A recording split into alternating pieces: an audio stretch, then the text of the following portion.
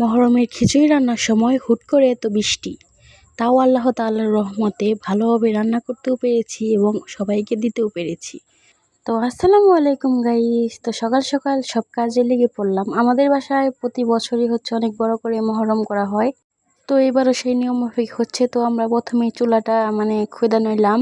তো তারপরে যে আমরা প্রথম যে ডেকটা চড়াবো, তো সেইটারই প্রস্তুতি চলতেছে। তো আমি পুরোপুরি রান্নার ভিডিওটা দিলাম না, কারণ এখানে অনেক বড় হয়ে যায় ভিডিও। তো তার জন্য আমি সামান্য একটু ছোটো ছোটো করে কাইটে দিছি। তো এখানে আমার আম্মু রান্না করতেছিল, আর আমার হাজব্যান্ড এখানে নারা একটু ছোটোখাটো মাতবুরি করতেছিল আর কি। তো সব মশলা দিয়ে মাংস, তারপরে চাল ডাল দিয়ে যে এখানে চড়ানো হয়েছে। এখানে বলক উঠলেই নাকি খিচুড়ি হয়ে যাবে। তো এই যে খিচুড়ি প্রায় মোটামুটি ডান। প্রথমটা এখন নামাবো আমরা। তো প্রথমটা নামানোর পর তারপরে এখন দ্বিতীয়টা দিব। তো এই যে দ্বিতীয় ডেক যখন আমরা চড়াবো, তখনই হালকা হালকা বৃষ্টির ভাব আর বাতাস উঠতেছিল, আকাশটা কালো করে আসছে।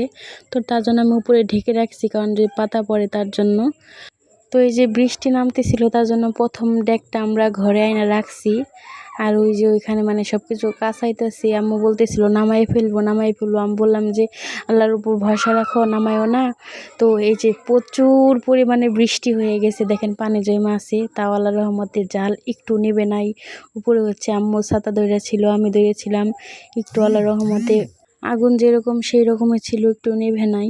তো আল্লাহর রহমতে এই যে এটাও প্রায় শেষ। তো এখন এই যে সবগুলা ঘরে আইনা রাখছি। তো এখন সবাইকে দেওয়া হবে।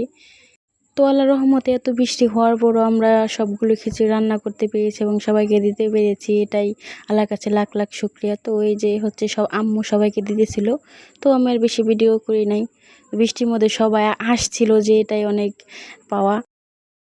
তো এত ঝড়ঝাপটার পরেও খিচুড়ির টেস্ট অনেক মজার ছিল। তো প্রায় সবাইকে অনেক দেওয়া শেষ, শুধু এখন আত্মীয় স্বজনদের বাড়ি দেওয়া হবে।